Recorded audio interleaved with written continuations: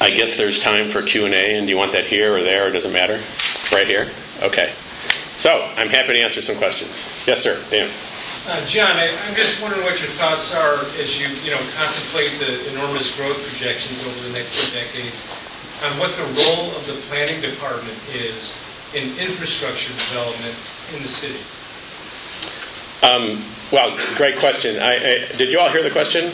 The question is, as we contemplate the growth over the next few years, what the role of the planning department is with respect to infrastructure. Certainly, transportation is one that I mentioned that we absolutely have to be involved with.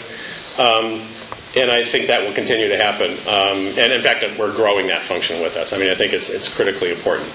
I would argue, Dan, that we've actually tried to address that at least at the plan level in the neighborhood plans. If you look at the Eastern Neighborhoods plans in particular, they do allow for a number of infrastructure improvements. What is clearly a problem in those plans, however, is that even at the maximum growth with all the impact fees generated by those plans, there's not enough money to build everything that the plan calls for. And every time I go to a capital planning committee for the city, my colleagues kind of roll their eyes about everything the planning department put in those plans. I have to remind them that if you look at, for example, the park space proposed in the Eastern Neighborhoods plan, it's a fraction on a per capita basis. It's a fraction of the park space that's available to citizens on the west side of the city. So we really have to, I mean, we're playing catch up in so many ways on the east side of the city. I don't have a perfect answer for how we do that, but I do think that there is a growing awareness of the need to have the city seriously look at funding infrastructure in a different way. We've been looking at infrastructure financing districts. We've been looking at all sorts of other mechanisms. And what I will say, to answer your question directly, is that the planning department is at the table at those discussions. We are not the primary player, but we are at play in those discussions, and we have an integral role in figuring out how to make that happen. Yes? Could you elaborate a little bit about how high-speed rail will knit the city together? The question was how high-speed rail might knit the city together. I don't necessarily think high-speed rail in and of itself will knit the city together, but I think it's the corridor and what we do with the corridor as the train comes in. Especially if we are able, and big if we are able to remove that section of Interstate 280. I should back up a minute on that issue. The idea of tearing down 280 as a piece of the high-speed rail project came up a couple of years ago by several departments when we were reviewing at what at that time was the proposal by the High-Speed Rail Authority, the scope of their EIR. And what we realized was that we were talking about a $70 billion project, right, from LA to San Francisco. And they had one alternative on the table for the corridor through the city. And that was to thread the train between the columns of Interstate 280 and create a situation where the train actually crossed 16th Street at grade, requiring 16th Street to go under the train.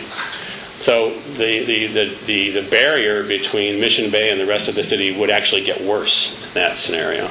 So we 2 years ago called out that problem to the High-Speed Rail Authority and asked them, for a $70 billion project, shouldn't you, at least in terms of analyzing alternatives, look at the option of tearing down a piece of a highway? We are, in fact, high-speed rail is, in fact, a major, huge transportation infrastructure. Why not replace one with the other?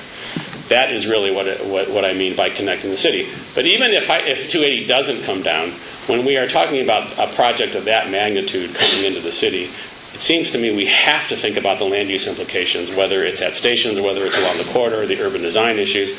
All of that presents incredible opportunities to start sort of knitting the city together in that part of town. Yes? You may not be able to comment on this, but in your list of areas that you're looking at, I was curious if the Planning Commission has looked at the Tenderloin being very central to the city, and what would potential growth in that area be? Mm-hmm.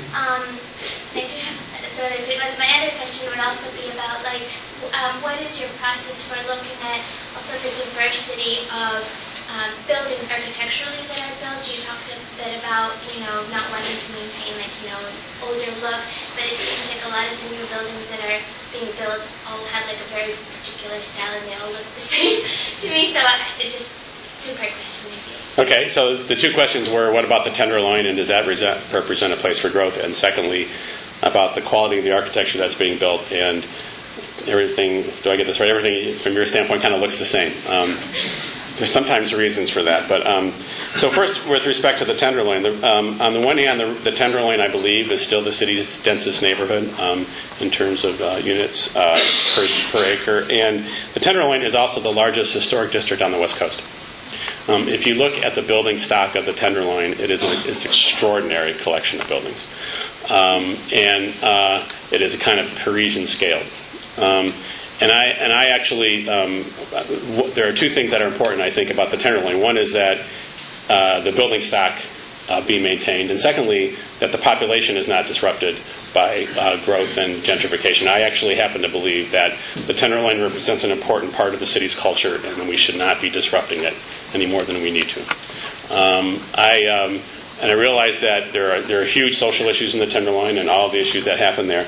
But I would not look to the Tenderloin in and of itself, in my opinion, as a place where the city should establish a huge amount of new development and new growth.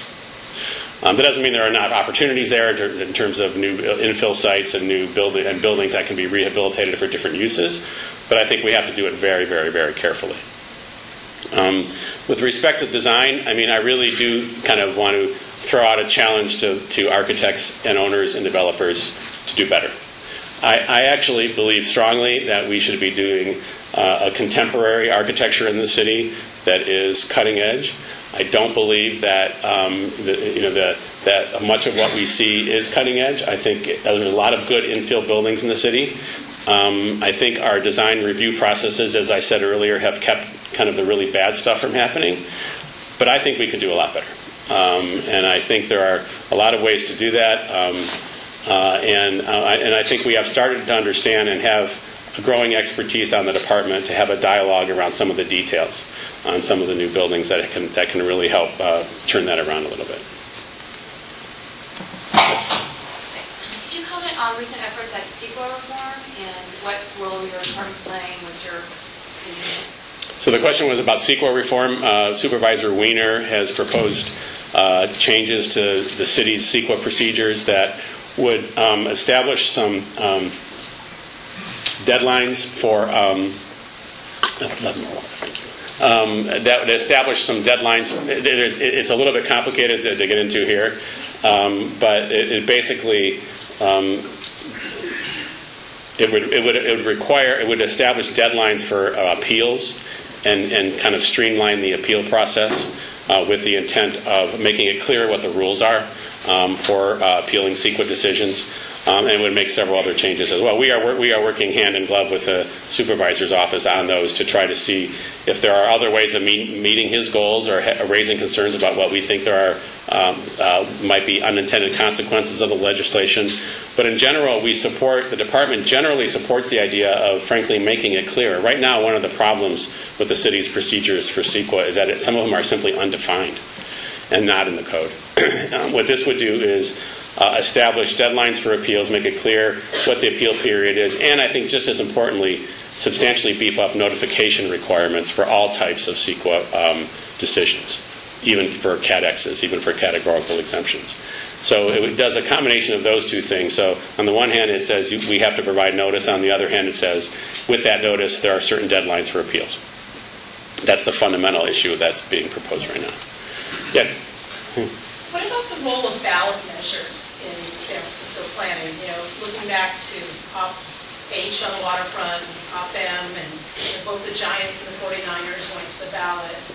How do you see that in this evolution of Meanies, or how do you elevate dialogue when you're going to the town? I'm not sure how to answer that question. I'm not going to sit here and say that we're going to eliminate ballot measures for planning at measures. I don't think that that's going to happen. I think we deal with it as it comes. I mean, I don't.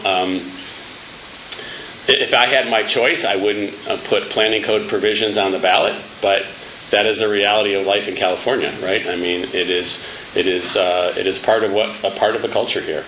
And you know, Prop M is what it is. I mean, Prop M is the office cap for downtown development that was put in place in '87, I think. Interesting thing about Prop M, as far as I can tell, is that it allows just about as much office space as the market typically absorbs in San Francisco. So it's, which is not a bad thing that it be metered in some way, but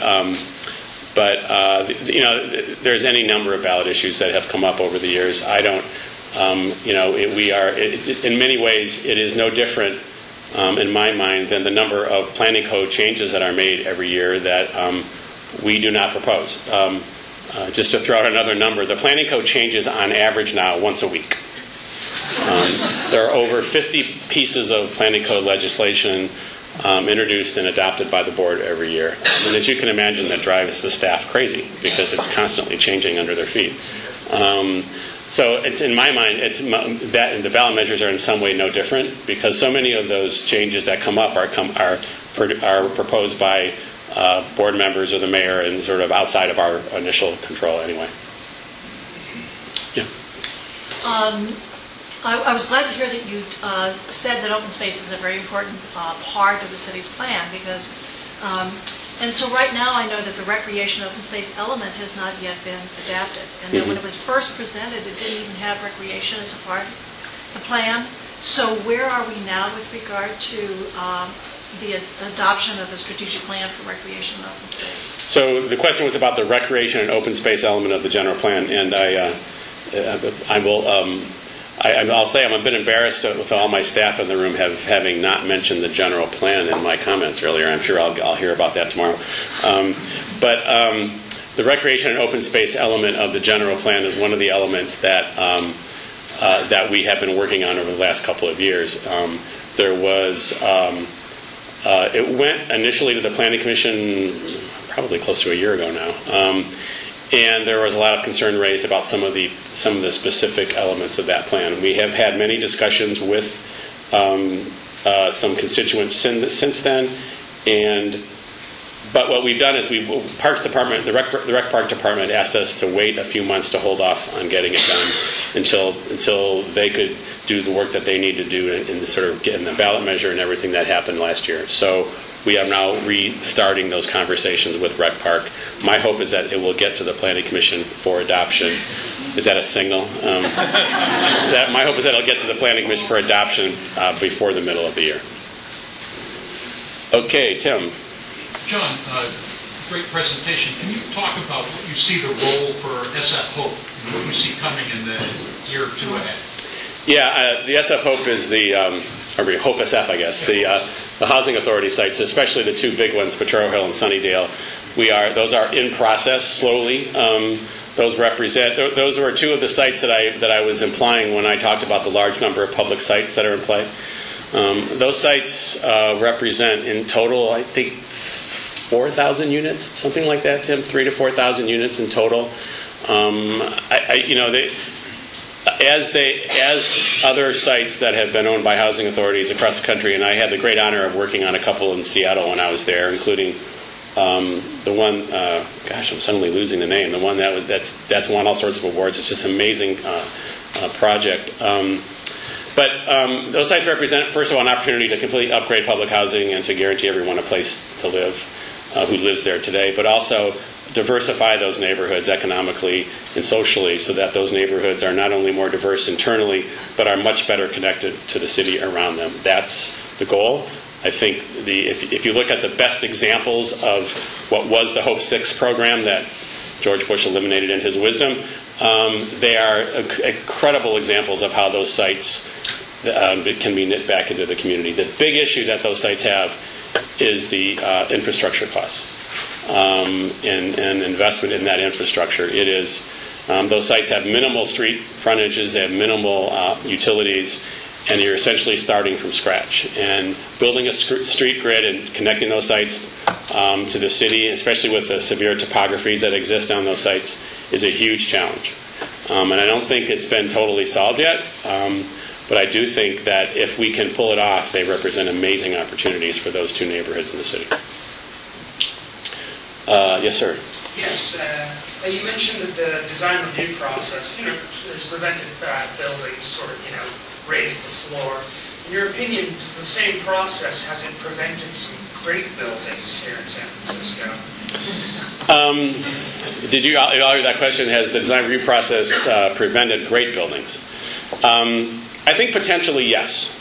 In an ideal world, the answer would be no, that it wouldn't. But I do think, and it depends on your definition of great, of course. But I do think that it has the potential of sort of establishing a kind of middle bar, kind of raising the lower bar but lowering the upper bar.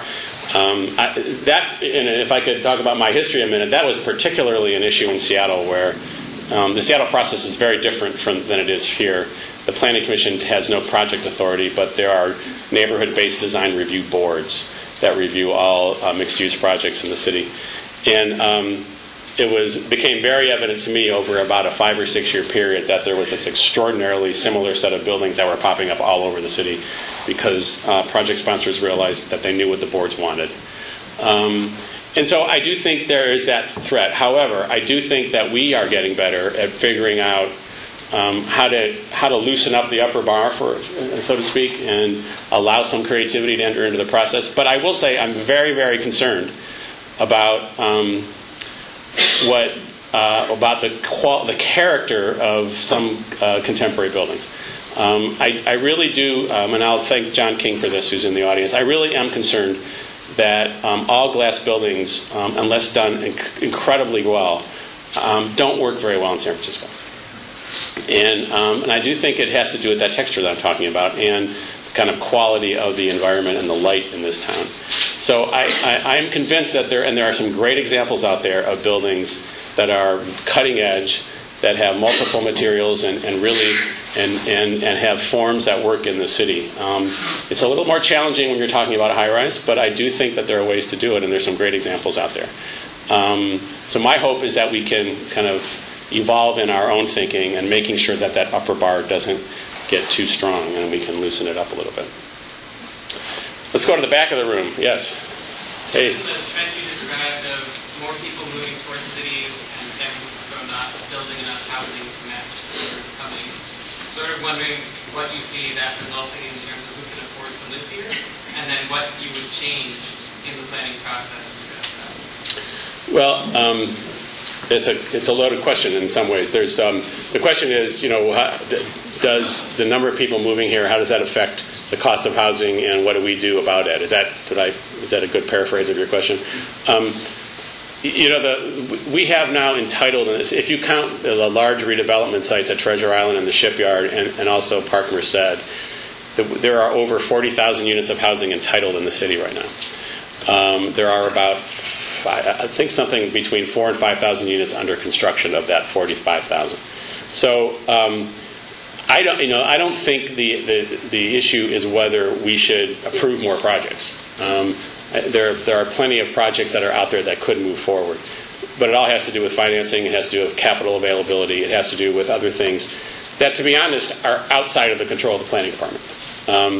Now, that doesn't mean that we shouldn't look at our review processes and look at seeing if we can streamline the process. As I said earlier, I do think the pace of development is an issue. I think if we could build more units on an annual basis and ultimately add more to the supply, eventually over time it would lower prices. I actually do believe that. It's not going to happen in a year or 2 or 3 or 4. It's going to happen over a 15, 20-year period. But I do believe we could help do that. But I don't think I don't think it's that issue is largely out of the control of the department. It has to do with market availability. It has to do with capital availability. It has to do with land. But I also think that there are things that we could do to kind of help kind of move that process along a little bit, and encourage investment perhaps in places that it's not happening today. And I will say that I think the development community, I think, is in a situation where they are looking to us for some leadership on this issue as well. I don't know that we have all the answers. As I said, I'm not sure it's completely up to us. And I think a lot of the problem is, in fact, one of capital. The city has, in terms of percentages, spends more public money on affordable housing probably per capita than any other place in the U.S. So if we were to further subsidize housing in this city, it would really mean figuring out what we don't subsidize and where the money comes from, because there's an enormous percentage of the city's budget compared to other cities that is spent in supporting affordable housing. So, having said all that, I'm not sure I gave you a good answer to your question, but I think the most important thing in my mind is this long-term housing supply issue, and I really do believe that's a piece of the puzzle that we have to resolve. Yeah. Sort of piggybacking off of that question, given the rise in rents that seems to have no end, at least in the near term, and the resultant outflow of people from San Francisco when their leases are up, who are forced to look out to the East Bay or down the peninsula to find cheaper options to live, how do you see your department's interaction or your relationship with your neighboring planning departments moving forward? What's your relationship like with Emeryville, with Oakland, with South San Francisco? So the question was about our relationship with neighboring planning agencies and cities in light of the cost of housing.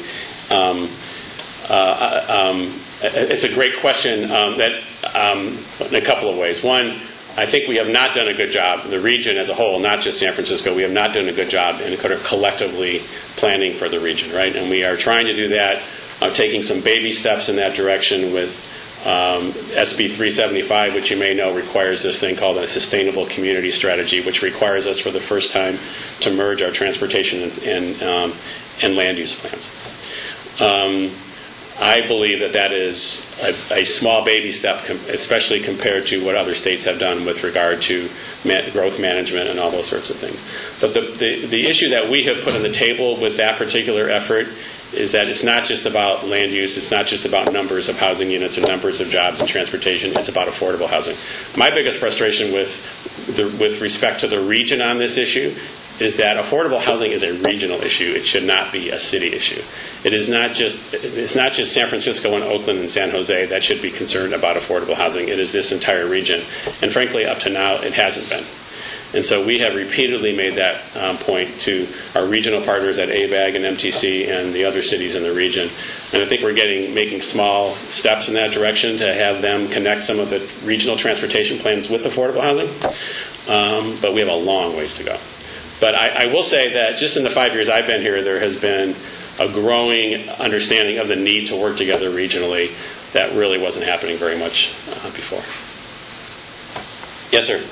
Since most of the growth in the city is definitely in the eastern side, what do you see as some of the major planning issues on the western side, particularly the Richmond and Sunset district? So I think the primary planning issues that I see in that part of town have to do with the commercial districts, and it's what I mentioned earlier. We have the Geary Boulevard, for example, is primarily 1- and 2-story buildings. It's a very strong transit corridor. And I will not be the planning director to propose upzoning Geary. That won't happen in my lifetime. But Geary is actually zoned for 40 and 50-foot buildings, I think, or perhaps even higher buildings along some parts of that.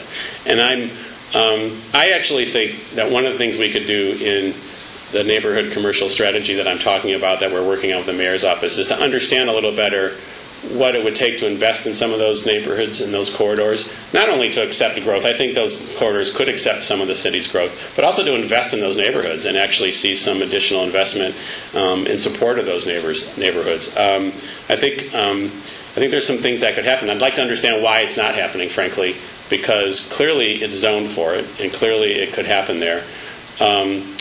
On the other hand, when you look at, we were having a discussion in the office the other day about this, if you look at Upper Market, where there's 6 or 7 cranes right now between Van Ness and Castro,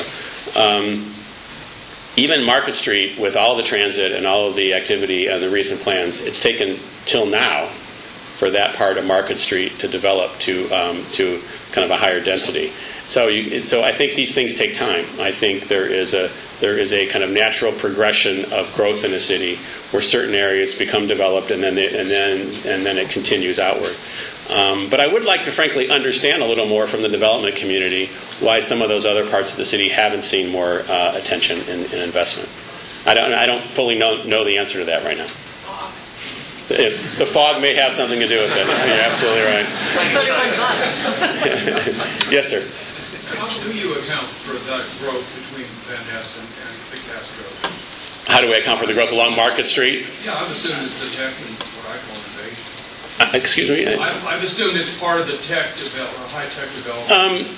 Well, I think it's a combination of things. Some of what you see under construction right now was approved several years ago after the Market Octavia plan was approved, but then the recession didn't allow those projects to move forward. So it's kind of why we're seeing so many cranes at one time right now. There's kind of a backlog that's happened during the recession.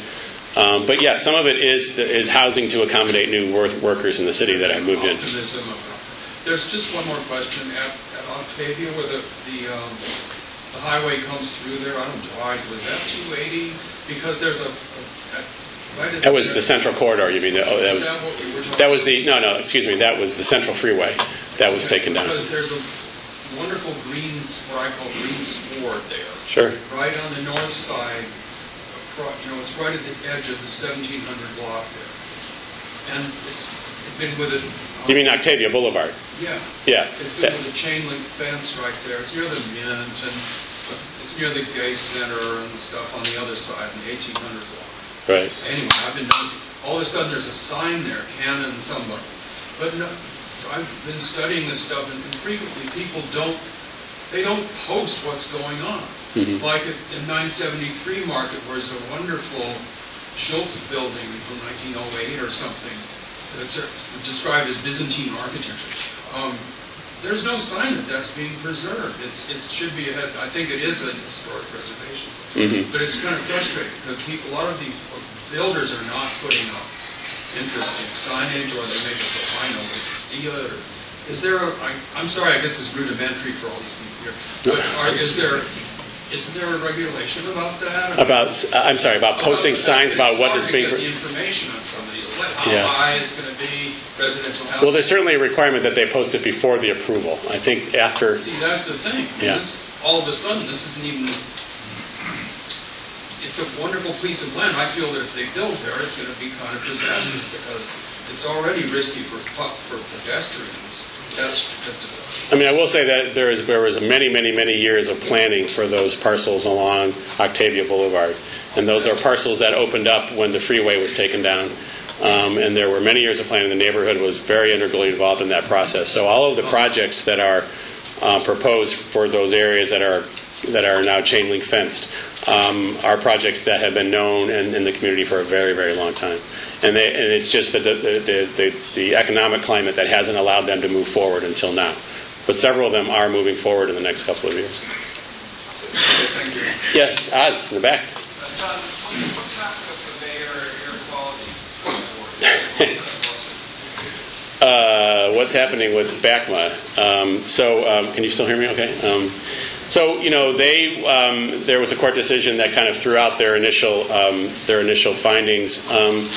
We are working on legislation right now with the Department of Public Health that would essentially codify several of the measures that Bakma had, so that we don't have to do a project-by-project analysis of air quality, but simply codify in the code what we expect, whether it's construction equipment or whatever it is. So we have been working on that now for several months with the Department of Public Health. And actually I had a conversation with Bill about it today, and we hope to get that moving forward in the next month or so.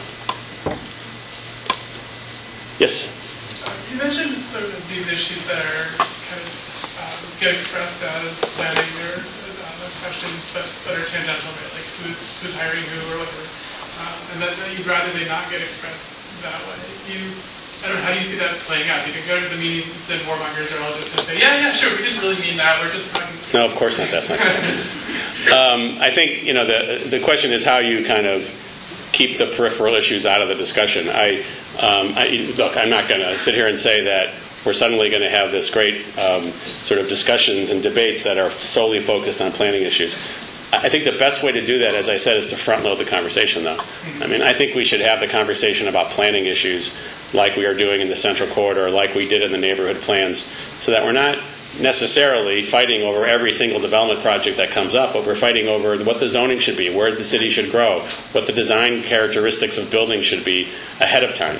So you can have that discussion and have those debates ahead of time, rather than trying to do it on a project-by-project basis. Now look, I'm not naive enough to suggest there won't be fights over projects, but it's been my experience that those fights are somewhat tempered after the plans are adopted. when there's an understanding in the neighborhood of what the expectations are and what the zoning says. And I really do believe it makes a difference. And some of the more difficult fights we're having are in sites that are outside of those plan areas where there is uncertainty about the zoning, or where there is proposals to change the zoning. And that's always going to happen. Certain things will require change, and I'm not suggesting that that's not going to happen either. But I do think if we can get ahead of stuff, it has a huge beneficial impact. Why don't we do 2 more questions, if that's fair? Yes, ma'am. The downtown, it's been said that the center of gravity of downtown is shifting to south of Market. Mm-hmm. What do you think that means overall for north of Market and the city in general? So the question was, the downtown, the center of gravity of downtown is shifting to south of Market, and what does it mean for north of Market? I think a couple of things. One is my sense, one of the reasons that there is a shift to the south of Market, I believe, is that there is a growing interest in companies, and it's driven by the tech industry, but it's more than just the tech industry, to be in buildings in the city that are not in downtown high-rises. They want a different type of building, and they want a different type of environment, is what I keep hearing from them. So it's both the building type itself, which tends to want to be a larger floor plate building with the elevators and the core on the side, so that there's open floor plan. And it tends to be in, if I could use the term, less corporate environment that they want. However, I don't think that means that kind of the 20th century version of a high-rise is obsolete by any means. Somebody asked me the other day if I talked about this building type, these large floor plates with side core elevators, whether that was just a trend.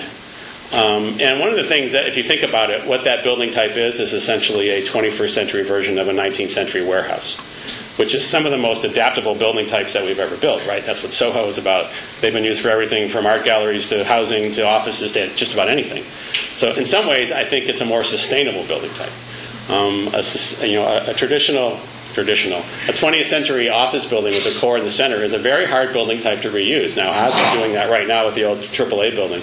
But I think in general it's a hard building type to reuse. That doesn't mean to say that those buildings won't be useful. I do think that I would argue that maybe in 3 or 4 years down the road, we might start looking at the downtown plan, particularly the North of Market area, because I do think that what could happen in that area is a conversion of some of those buildings, especially the older buildings, to housing, if they have small enough floor plates. There's been a handful of smaller ones that have been converted.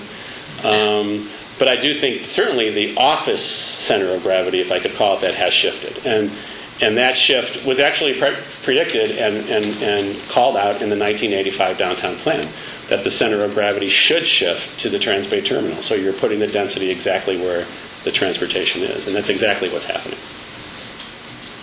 Okay, one more. Maybe 2 more. Yes, sir. What can you tell us about the CPMC project? Not a lot.